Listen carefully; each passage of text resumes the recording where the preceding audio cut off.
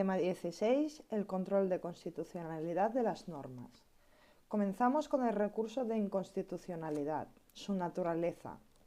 Es de control concentrado. Únicamente el Tribunal Constitucional puede conocer y resolver este recurso. Es de control directo y abstracto porque es un procedimiento autónomo. Los sujetos legitimados lo ponen en marcha para que el tribunal compare el tenor de una ley o de una norma con rango de ley ya publicada con el de la Constitución, pues de su mera lectura surgen dudas sobre su constitucionalidad, al margen de que se pueda estar aplicando a un caso concreto o no. Y por último tiene control con efectos generales. Con el recurso se busca la defensa de un interés objetivo, que es la depuración del ordenamiento. Por ello, el tribunal debe proceder a declarar la inconstitucionalidad de la norma impugnada con un alcance general, de modo que vincule a todos y no solo a los que han sido parte en el procedimiento. Legitimación. Están legitimados para activar el procedimiento el presidente de gobierno, el defensor de pueblo, 50 diputados, 50 senadores, los órganos colegiados ejecutivos y las asambleas de las comunidades autónomas. Vamos a ver uno por uno. El presidente de gobierno y no el gobierno como órgano colegiado tiene permitido recurrir cualquier norma que pueda ser objeto de enjuiciamiento. En la práctica suele centrarse en normas autonómicas y normalmente por motivos competenciales. La abogacía del Estado se hace cargo de su representación. El defensor del pueblo no tiene ninguna restricción a la hora de recurrir sin que esté circunscrito a impugnar solo disposiciones que lesionen los derechos del título 1 por su conexión con sus competencias. La legitimación de un mínimo de 50 diputados o de 50 senadores responde a la inquietud de proteger a las minorías y darles la posibilidad de impugnar las leyes aprobadas por la mayoría parlamentaria o por el gobierno, sin perjuicio de que también puedan recurrir normas autonómicas. Ese conjunto de diputados o senadores que actúan representados por los miembros que designen o por un comisario nombrado al efecto para cada recurso no tiene por qué pertenecer al mismo grupo parlamentario. Lo importante es que estén de acuerdo en interponer el recurso y así lo expresen. Da igual que con posterioridad alguno se arrepienta, fallezca, sea incapacitado o pierda su condición de parlamentario, ya que la legitimación corresponde a la suma de todos y no a cada uno de ellos. Igualmente pueden impulsar el recurso una vez disueltas las cámaras para evitar que devengan inatacables por esta vía las leyes aprobadas justo antes de que esto sucediera. Y por último, la Ley Orgánica del Tribunal Constitucional limita por partida doble la legitimación de los ejecutivos y de las asambleas legislativas autonómicas sin que la Constitución indique nada a tal efecto. Estos órganos autonómicos solo pueden recurrir normas estatales y nunca normas de su comunidad autónoma o de otras comunidades, pues la razón de ser de la legitimación que se les otorga es la posición institucional de la comunidad autónoma en defensa de su autonomía y no de reclamar la titularidad de un derecho subjetivo o de un interés propio. Además, tales normas estatales tienen que afectar a su propio ámbito de autonomía. En cuanto al objeto, el objeto del recurso de inconstitucionalidad se identifica con las normas que se pueden impugnar total o parcialmente. Deben ser leyes y disposiciones normativas con fuerza de ley, por lo que se descarta la posibilidad de recurrir por esta vía normas con rango reglamentario. Puede interponerse el recurso contra estatutos de autonomía y demás leyes orgánicas del Estado, leyes ordinarias estatales y autonómicas, normas y actos con fuerza de ley, reglamentos parlamentarios y tratados internacionales. Punto A. La impugnación de los estatutos de autonomía, las leyes orgánicas y las leyes ordinarias no plantean problemas. Quizás el único aspecto polémico sea si son recurribles las normas de reforma constitucional. Aunque algunos las denominen leyes, su rango, una vez aprobadas, es el de la norma que modifican. Punto B. En relación a las normas con rango de ley, tienen la consideración de tales los decretos legislativos y los decretos ley. Los decretos legislativos, si van más allá de lo permitido, pueden ser controlados por el Tribunal Constitucional y por los tribunales ordinarios. Los decreto-ley existen a nivel estatal y solo en algunas comunidades autónomas, pues no todos los estatutos acogen la legislación de urgencia. Punto C. Más difícil es precisar cuáles son los actos con fuerza de ley. Entre otros, encajan en esta categoría la convalidación de los decretos ley y la autorización para celebrar tratados internacionales, convocar referéndums, prorrogar el estado de alarma, declarar y prorrogar el estado de excepción, declaración de estado de sitio, alarma o excepción y sus prórrogas, que a pesar de revestir forma de real decreto, excepcionan, suspenden o modifican la aplicación de leyes y normas con rango de ley, siendo entonces susceptibles de control por el Tribunal Constitucional. Punto D. Los reglamentos parlamentarios no son normas infralegales. Ocupan en el ordenamiento la misma posición que la ley. Y por último, el punto C. Los tratados internacionales impugnables son aquellos que, independientemente del proceso seguido para su celebración, ya forman parte del ordenamiento tras su aplicación oficial. Todas las normas mencionadas por regla general deben estar vigentes en el momento en el que se interponen y en el que se resuelve el recurso, pues este tiene naturaleza represiva que busca expulsar del ordenamiento a aquellas que infringen la Constitución.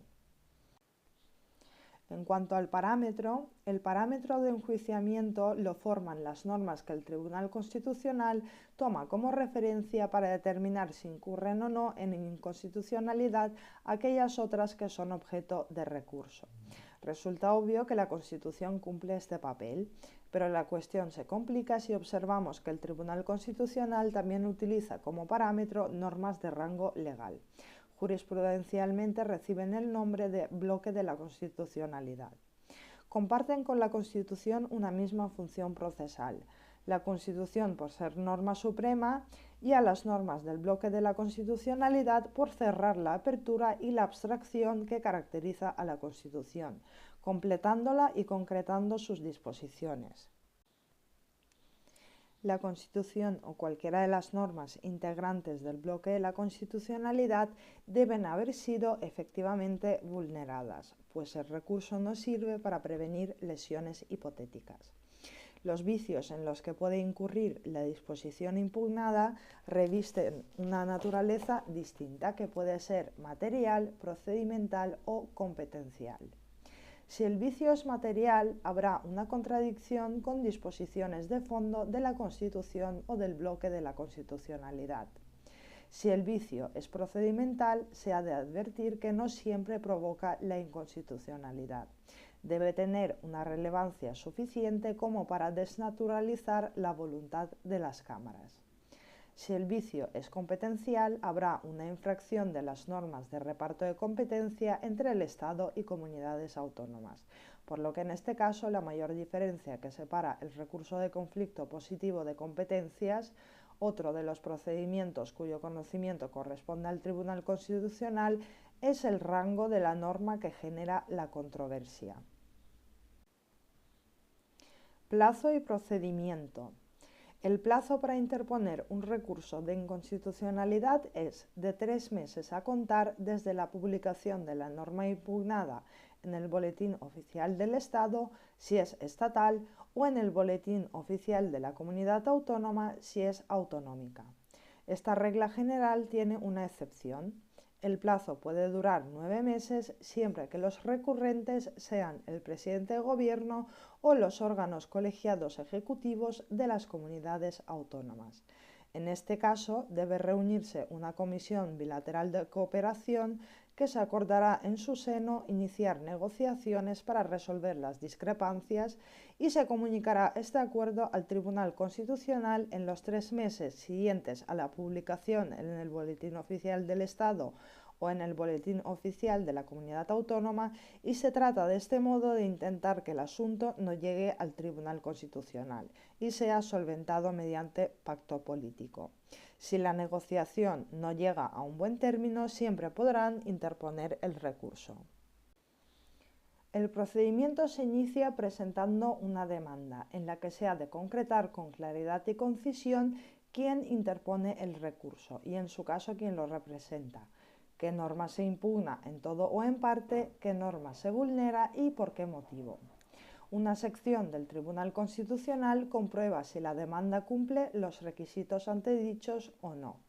En el primer escenario se admite a trámite por providencia y en segundo escenario, en caso de defectos que no se subsanan o son insubsanables, se inadmite por auto, que es recorrible en súplica. La interposición del recurso y su admisión a trámite no tiene efectos suspensivos sobre la norma impugnada. Admitido a trámite el recurso, el tribunal lo traslada al Congreso, al Senado, al Gobierno y, si la norma impugnada es autonómica, al Ejecutivo y al Parlamento de esa comunidad, para que se personen y realicen en 15 días las alegaciones que estimen convenientes, tras lo cual el tribunal dicta la sentencia en un plazo de 10 días, prorrogable hasta 30. Sentencia. Las sentencias que resuelven un recurso de inconstitucionalidad son dictadas por el Pleno del Tribunal Constitucional, a no ser que el recurso sea de mera aplicación de la doctrina, en cuyo caso su conocimiento podrá atribuirse a las salas, debiendo indicarles el Pleno la doctrina aplicable. Las sentencias que ponen fin al recurso pueden ser estimatorias o desestimatorias, pero el recurso también puede ser resuelto con sentencias interpretativas de rechazo. En ellas, el tribunal declara constitucional la norma impugnada siempre que se interprete como él señala. Menos frecuentes, porque pueden distorsionar las relaciones entre el tribunal y el legislador, son las siguientes sentencias. Manipulativas son las que alteran el significado de la norma, por ejemplo, declarando inconstitucional parcialmente tan solo unas palabras. Aditivas son las que añaden a la norma algún contenido que permite salvar su constitucionalidad. Y por último, las apelativas, que llaman al legislador a cambiar la norma contraria a la Constitución por otra conforme a ella. La norma declarada inconstitucional es expulsada del ordenamiento, considerándose nula desde su aprobación y no desde que se dicte la sentencia. La inconstitucionalidad con nulidad genera efectos retroactivos. Ello obliga a revisar la aplicación que se haya hecho de la norma inconstitucional y nula desde su aprobación, pero con excepciones. No se revisan ni las situaciones consolidadas por actos administrativos firmes, ni los procesos fenecidos mediante sentencia con fuerza de cosa juzgada, a no ser que sean procesos sancionadores penales o contencioso-administrativos en los que la nulidad suponga una reducción de pena o sanción. Las sentencias que concluyen este procedimiento tienen el efecto de cosa juzgada. Desde la perspectiva formal significa que son firmes y no cabe recurso alguno y solo es posible pedir al tribunal una aclaración. Desde la perspectiva material impide que, desestimado un recurso, interponer otro contra la misma norma que ya se sabe que no ha infringido. Los fundamentos jurídicos de las sentencias, y no solo el fallo, vinculan a los poderes públicos. En ellos, el Tribunal Constitucional, como intérprete supremo, aprovecha para precisar sus preceptos y el sentido de la norma impugnada para asegurar su constitucionalidad. De este modo, sienta una doctrina que deberá ser respetada por los poderes públicos. Y por último, el fallo de la sentencia tiene efectos generales erga omnes. Pasamos a la cuestión de inconstitucionalidad. El artículo 100 de la Constitución de 1931 ya contemplaba que cuando un tribunal de justicia haya de aplicar una ley que estime contraria a la Constitución, suspenderá el procedimiento y se dirigirá en consulta al Tribunal de Garantías Constitucionales. Es el antecedente en nuestro ordenamiento de lo que hoy conocemos como cuestión de inconstitucionalidad. En nuestro sistema de control concentrado, el juez no está habilitado para declarar la ley inconstitucional, ni siquiera de serlo para inaplicarla, salvo que sea preconstitucional. Dicha declaración le corresponde al Tribunal Constitucional a instancia del órgano judicial. De esta manera se equilibra la doble sumisión del juez ordinario a la Constitución y a la ley. En la cuestión de inconstitucionalidad, el Tribunal Constitucional realiza un control concreto de constitucionalidad. En realidad, solo es concreto en el origen, cuando el juez ordinario repara en la posible inconstitucionalidad de la ley que quiere aplicar a un determinado proceso. Una vez que se plantea la cuestión y llega al Tribunal Constitucional, éste efectúa un control tan abstracto como en el recurso, comprobando si la norma impugnada vulnera la Constitución u otras disposiciones del bloque al margen de las circunstancias del caso en el que suscitó la duda sobre su constitucionalidad. A través de la cuestión se desarrolla un control concreto impropio, en el que dos órganos jurisdiccionales colaboran ejerciendo distintas funciones. El juez ordinario pone en marcha el control en el marco de un proceso que queda en suspenso y el Tribunal Constitucional finaliza el control determinando las consecuencias que se derivan del mismo y a la luz de las cuales el juez debe resolver el proceso pendiente. Si hablamos de la legitimación, los legitimados para plantear una cuestión de inconstitucionalidad son únicamente los jueces y tribunales ordinarios que en el ejercicio de sus funciones jurisdiccionales estén conociendo de un proceso. Pueden plantearlo de oficio o a petición de las partes sin que ésta le vincule. La negativa a activar la cuestión no es recurrible y lo único que les queda a las partes es seguir intentando su planteamiento en instancias sucesivas. En cuanto al objeto y parámetro, la cuestión de inconstitucionalidad se puede activar contra las mismas leyes y normas con rango de ley impugnables en el recurso de inconstitucionalidad. Para ser objeto de una cuestión de inconstitucionalidad, las normas deben cumplir tres requisitos. El primero es que el juez tiene que dudar de su constitucionalidad. El segundo es que la norma es la aplicable al caso que el juez esté conociendo. Y el tercero, de la validez de la norma ha de depender el fallo de una sentencia o un auto. En el caso de las normas preconstitucionales, el juez ordinario puede inaplicarlas si considera que contradicen la Constitución al estar ya derogadas por ella. Si duda, puede plantear una cuestión de inconstitucionalidad para que el Tribunal Constitucional se pronuncie con efectos generales. En el caso de normas postconstitucionales, estas pueden ser derogadas o modificadas después de haberse planteado la cuestión. De ser así, perderá su objeto salvo que la norma aún sea aplicable y relevante en el proceso acuo. Por último, el Parlamento de enjuiciamiento coincide también con el de recurso de inconstitucionalidad. Plazo y procedimiento. A diferencia del recurso de inconstitucionalidad, que sí que está sujeto a un plazo, mientras esté vigente una ley o una norma con rango de ley, es posible plantear contra ella cuestión de inconstitucionalidad en el marco de un proceso donde sea de aplicación. El momento procesal oportuno para hacerlo es concluido el procedimiento y dentro del plazo para dictar sentencia. El procedimiento comienza comunicando el órgano judicial a las partes y al Ministerio Fiscal en una providencia su intención de impugnar la norma y sus razones. Además, les da audiencia para que en 10 días formen alegaciones si lo desean. La finalidad de dichas alegaciones es doble. Una, que las partes y el Ministerio Fiscal den su opinión y segundo, que el órgano judicial disponga de argumentos adicionales. Oídas las partes, se toma la decisión en un auto definitivo e irrecurrible. Ese mismo auto sirve para plantear la cuestión y en él se ha de señalar cuál es la norma aplicable y formular el juicio de relevancia.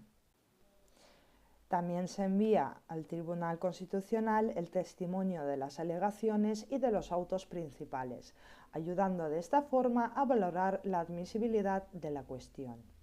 Una vez que la cuestión llega al Tribunal Constitucional, se abre en efecto una fase de admisión a trámite en la que se comprueba no solo que respeta los requisitos procesales señalados, sino también que la misma no es manifiestamente infundada. El planteamiento de la cuestión y su admisión a trámite suspenden el proceso judicial hasta que el Tribunal Constitucional resuelva. pero la norma impugnada puede seguir aplicándose en otros procesos hasta que no se declare inconstitucional.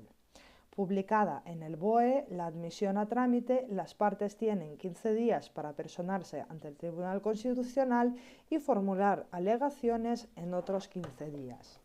Igualmente, pueden alegar en un plazo común de 15 días el Congreso, el Senado, el Fiscal General del Estado, el Gobierno y, si el objeto de la cuestión es una ley o norma con rango de ley autonómica, el Ejecutivo y el Legislativo de la comunidad autónoma, tras lo cual el Tribunal dicta la sentencia en 15 días o, en todo caso, en no más de 30.